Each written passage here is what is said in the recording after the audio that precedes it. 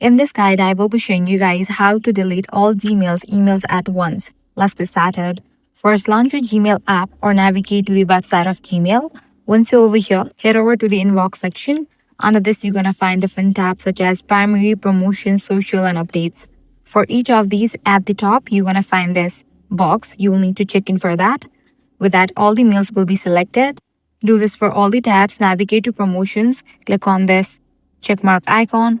For social as well, give a tick mark. Lastly, navigate to the updates. Then check in for that. Once all the mail has been selected, first navigate to the primary. Then click on this delete icon. With that, all the mails of primary will be deleted. Do the same for promotions, socials, as well as updates.